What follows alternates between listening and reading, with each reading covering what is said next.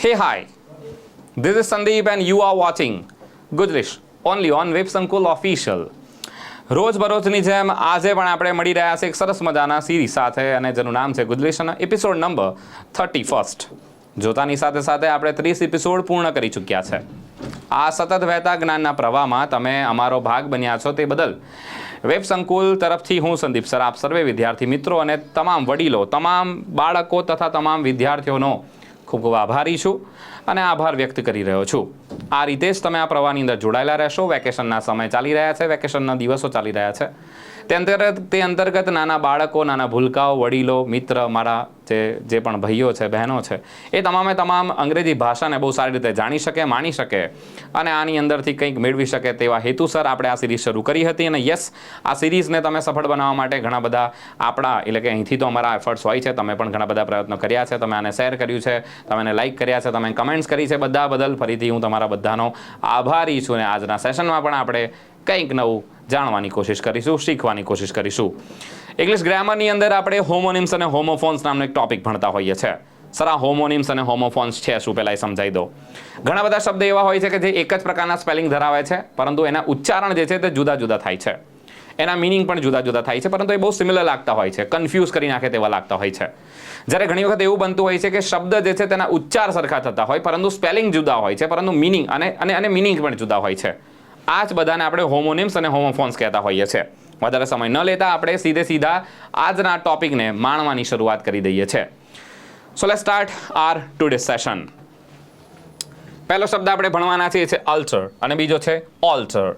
તમે આ શબ્દ જે છે તે કમ્પ્યુટરની અંદર જોયો હશે. કમ્પ્યુટરની ભાષાની અંદર જ્યારે કોઈ વસ્તુને તમે સુધારો છો ત્યારે તમે નથી કહેતા સર આને ઓલ્ટર કરો ને, અને એના પછી ઓલ્ટર પ્લસ કોઈ કી તમે દબાવો છો. આનો અર્થ થાય છે એનો સુધારો કરવો ને કોઈ વસ્તુમાં કોઈ નાની વસ્તુ તમે કરી છે તો એને શું કરી દેવી, તો કે એને સુધારી દેવી, ભૂલને ક્ષતિને સુધારી દેવી. ઓલ્ટર શબ્દ જે છે એનો અર્થ થતો હોય છે કોઈ પણ જગ્યાએ, ખાસ કરીને ચર્ચની અંદર આવા પ્રકારનું મોટું એક ટેબલ જોવા મળતું હોય છે. આ ટેબલ અથવા તો એક એવી મેઝ કે જ્યાં ઊભા રહીને આપણે પૂજા અર્ચના વગેરે કરી શકીએ, એને ઓલ્ટર કહેવામાં આવતું હોય છે.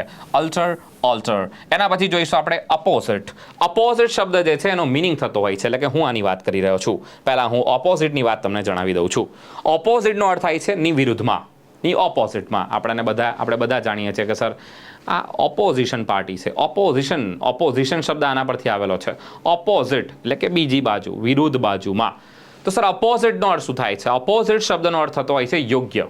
જે યોગ્ય છે, વ્યવસ્થિત છે, પરફેક્ટ છે, તેના માટે આ શબ્દ વપરાતો હોય છે. લેટ્સ સી, હજી આપણે એક શબ્દ જોવાની કોશિશ કરીએ. હજી આપણે એક પેર જોઈએ. આ પેરમાં પણ ઘણા બધા વિદ્યાર્થી જે છે તે કન્ફ્યુઝ થતા હોય છે. સર અમે આ સાઇટ શબ્દ સાંભળેલો છે, પુનઃ ઉચ્ચાર કરવા માટે, રિપીટેશન કરવા માટે નથી કહેતા, સતત ને સતત રટણ લગાવવું. રટણ માટે સાઇટ શબ્દનો ઉપયોગ થતો હોય છે. સાથે સાઇટ શબ્દનો ઉપયોગ લખાણ વગેરે માટે પણ થતો હોય છે. વારંવાર કોઈ વસ્તુને બોલવા માટે પણ થતો હોય છે.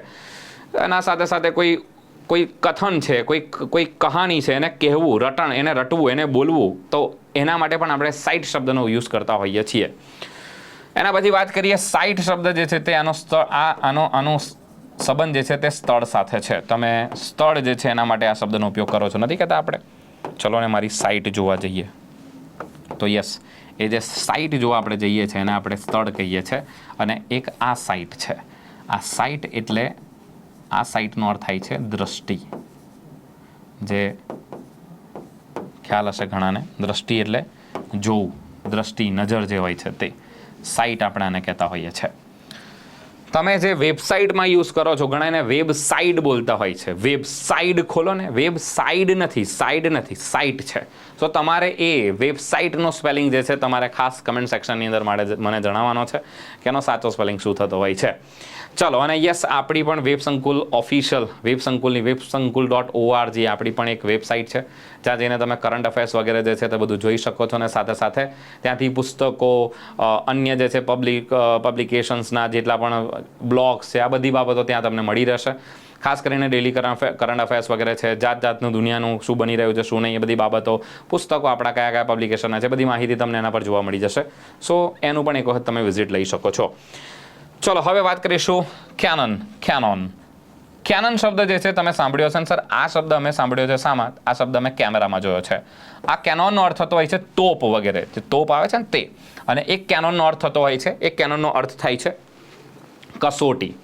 કેનોનનો એક અર્થ થાય છે, કેનોન એટલે તોપ લાગે છે ને તે તોપ જે યુદ્ધ વગેરેમાં વપરાતી હોય છે તે.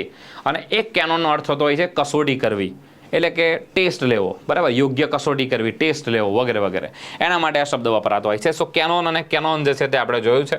એના પછી આ શબ્દમાં પણ ઘણા બધા વિદ્યાર્થીઓ કન્ફ્યુઝ હોય છે. સર, આ બધા અમે સાંભળ્યા છે અને આ બધાનો અર્થ જે છે અમે કન્ફ્યુઝ થઈ જાય છે ઘણી વખત.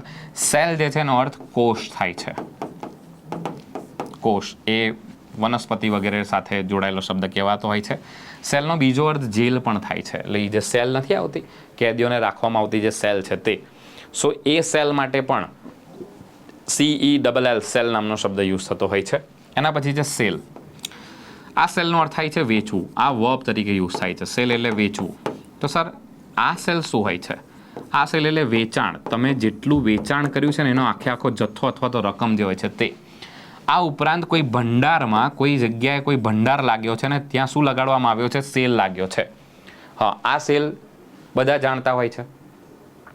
કયો સેલ? તો કે સર એલો 30% off, 40% off, 50% off, up to 99% off. હા, તો એ શું હોય છે? બધા એ બધા સેલ નહીં કહેતા આપણે, સર એલો સેલ લાગ્યો છે, ત્યાં સેલ લાગ્યો છે.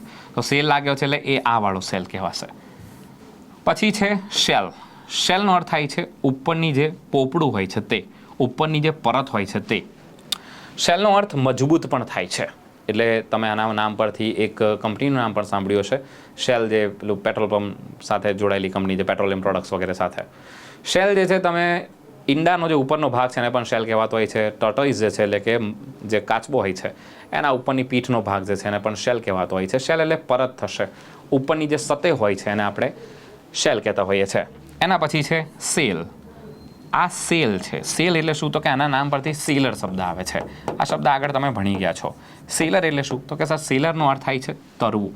જે આનો અર્થ થાય છે તરવું, જે વહાણ વગેરે માર્ગ દ્વારા તરીને મુસાફરી કરે છે અને આપણે સેલ કહીએ છીએ. સેલ એટલે વહાણ વગેરે પર, બોટ વગેરે પર બેસીને તરીને જવું, એને આપણે સેલ કહેતા હોઈએ છીએ. સો, અને સર હેલો એક આ શેલ આવે છે. શેલ આ ફ્યુચર માટે યુઝ થતો હોય છે, ભવિષ્યકાળ દર્શાવવા માટે.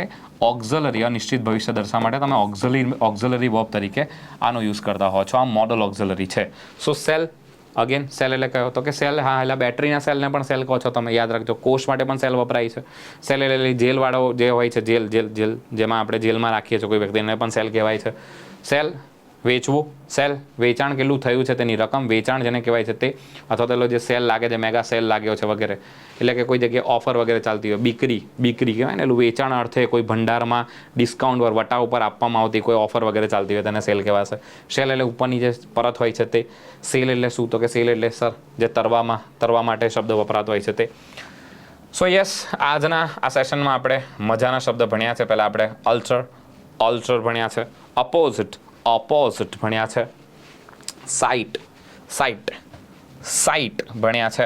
એટલે કે સાઇટ મેં તમને કીધું હતું, સાઇટ જગ્યા, સ્થળ. સાઇટ દ્રષ્ટિ જેને કહીએ છીએ. કેનન તોપ માટે વપરાતો શબ્દ. કેનન કસોટી વગેરે જે કરીએ છીએ તે કસોટી માટે વપરાતો શબ્દ. સેલ શું થશે? બહુ સારી રીતે તમે જાણો છો. સેલ, શેલ અને સેલ. ચલો, હવે આજનું જે ફન ફેક્ટ છે તે. સો આજનું ફન ફેક્ટ એ છે કે ઘણી વખત ઇંગ્લિશ ભાષાની અંદર અમુક શબ્દ જે છે તે સાયલેન્ટ થઈ જતા હોય છે. ખાસ કરીને તમે જોયું હશે કે નો છે, નાઇટ છે, ન્યૂ છે, આ બધા શબ્દોની અંદર તમને કે જે છે તે સાયલેન્ટ થતો જોવા મળે છે.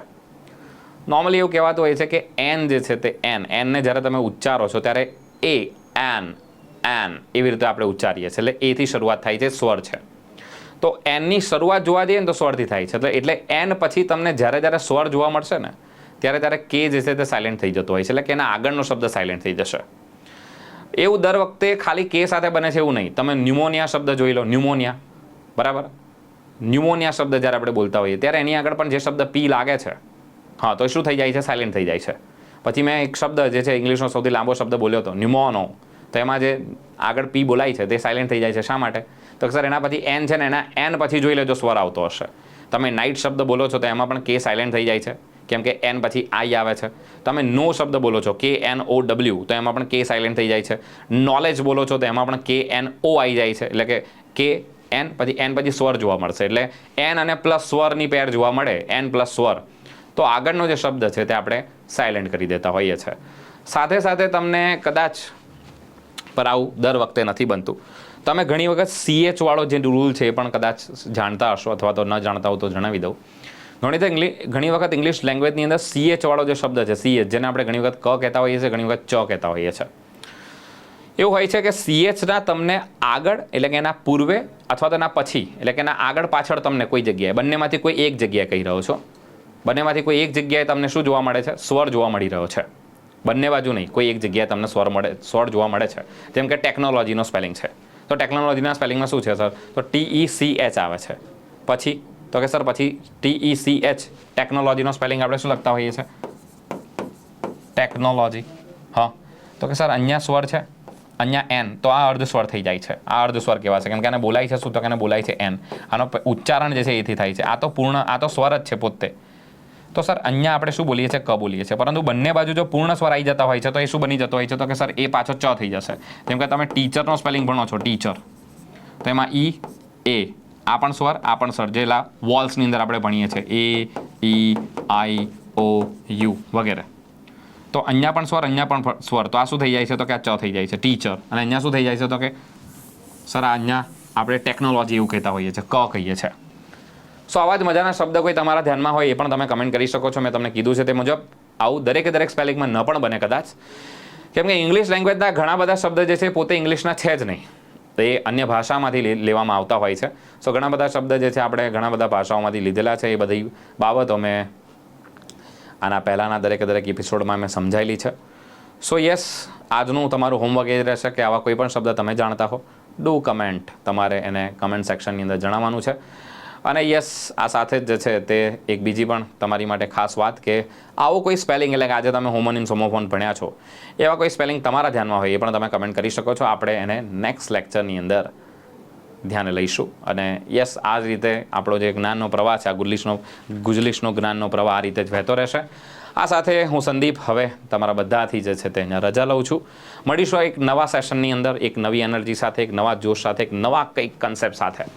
ત્યાં સુધી જોતા રહો વેબ સંકુલ ઓફિશિયલ. જય હિન્દ, જય ભારત.